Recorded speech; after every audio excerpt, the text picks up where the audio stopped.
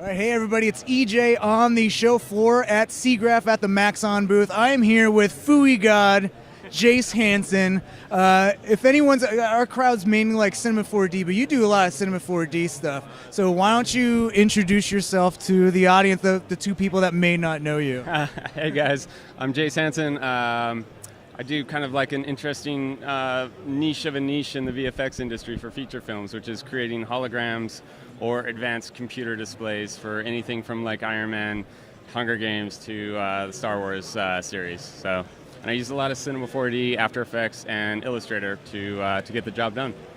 Yeah, I always thought it was interesting. Like the Iron Man HUD was that the first movie you worked on where that movement really exploded, or? Yeah, well, as far as three-dimensional type stuff, yeah, I had done stuff on kind of trying to edge that way on like Rise of the Planet of the Apes with a few things and doing more like medical science viz stuff in Cinema 4D. But as far as, yeah, like that Z-depth movement and animation and stuff like that. And now it's kind of taken off because every film I work on now, they don't want just a two-dimensional UI anymore. Everything's got to be in depth and have some kind of focused thing that's in 3D. So how did you ever land into the land of Fooey and Gooey, and like what led you down that path? As a kid, I would draw kind of the UIs in films. I would like pause the movie and draw them for some reason, and the graphics too.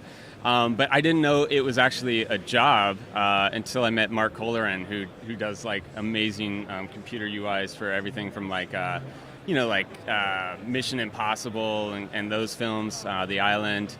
And when I saw his reel, that's when I was like, hold on a second, that's a job? And then I was like, there's no way I could ever do something like that. So I started practicing, doing my own little thing, and I sent it to him, and he thought it wasn't terrible. So he started referring me out to a few people, and that's how it got started. So I just really wanted it. And it took about 2 years to really chase it down and start getting work, so. That's awesome. So you've the list of movies that you worked on would probably blow people's minds. Like just write off a few. Like what are some of the ones that were some of your most favorite experiences to work on? Definitely Star Wars. The Force Awakens was kind of my bucket list project to work on.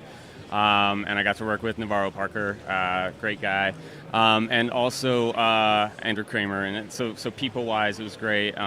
And Big Hero 6, I got to work with Disney on their UIs and holograms, and it was an animated film that was so cool. I loved the film itself, and the working experience was just great. They're like little kids. And then, the Iron Mans and Avengers are like, just geek me out. And Spider-Man, I just did, so it was Tony Stark tech in a Spider-Man suit, which I never foresaw that ever becoming a reality, but I was so excited to be able to define that kind of language, Spidey language, and so, yeah. I haven't seen it yet, but yeah. It was totally fun, and they make fun of how crazy technological everything is, so it's great, yeah. A little wink and a nudge to themselves. Definitely, yep. I loved watching your presentation. So I met you for the first time, you and Navarro actually, for the first time maybe like 5 NABs ago, and I remember your talk about breaking down all of the elements, and I loved that you were so thoughtful of like every little widget it's not just there just randomly. Like you actually interviewed like pilots and stuff, right? Yeah. I always try to interview people that really know what they're doing and try to get their take on like, hey, if your HUD or your heads-up display and your graphics for your jet was like much better, how would it be? And so every little element has a purpose. I think that's just so cool that, because when you see it on the screen, it's just like really cool visuals, but you're like, no, you're taking the time to like, this is this little thing, and this would actually work in real life, which begs the question, like, do you, because VR and augmented reality is such like a new area, do you foresee yourself ever like working with Google or something like that to like, hey, you've done this and you've talked to pilots and you've talked to people like industry professionals? Like I could see surgeons needing like little widgets and stuff because their hands are in someone's brain, Yeah, exactly. Actually, yeah. So I've done all of those kind of things, and I'm still doing them. So like the HUD stuff has now landed real world HUDs for fighter pilots and like next generation stuff. And how could we do that if it was going to be volumetric and holographic? Like It's crazy, and it's all the way we're visualizing it is all through VR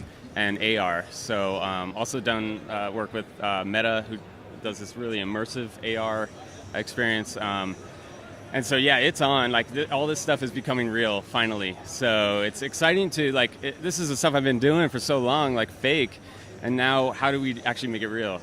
It's a good challenge. Yeah. Like merging of the make-believe world and like real life. So it relates a lot because in a film you have like a very short time to tell a story, right? Like so in a second, sometimes less than 24 frames is what we get to convey a feeling or a story. And in real software, with all this crazy data coming at us, it's the same situation. It's useless without a story, and you want to get it really fast, and it needs to be really efficient, especially in any kind of mission critical stuff. So. Now, would you say that like Iron Man, you're talking about like letting a certain style or system breathe? Like I feel like Iron Man, every new iteration, every new suit, like you added onto it, and it's like that look is so iconic. Like was that a lot of fun to like really explore in depth?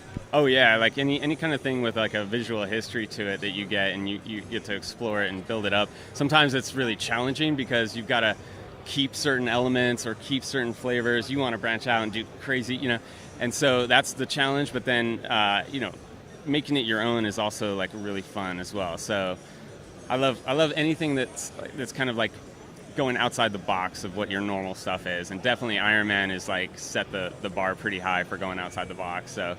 And they're gonna make Marvel movies forever, so you're gonna you have job security. It's a little bit, yeah. It's kind of a job security kind of thing, yeah. Awesome. Well, what other stuff are you working on? Anything you want to plug out there? For this type of work, even though not many people do it, I started making friends with other people who are getting into it or want to get into it, and so I started up a newsletter. If you go to my website, jayse.tv.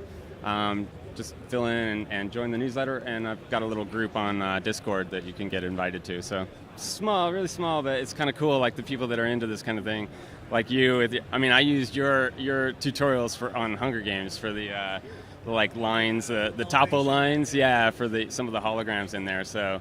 I told my wife that, and she's a big Hunger Games fan. It's like, yeah, I know the guy that did that, and he used my tutorial. He's like, what? And it's like, what? It's like little mountains, and it's like, okay.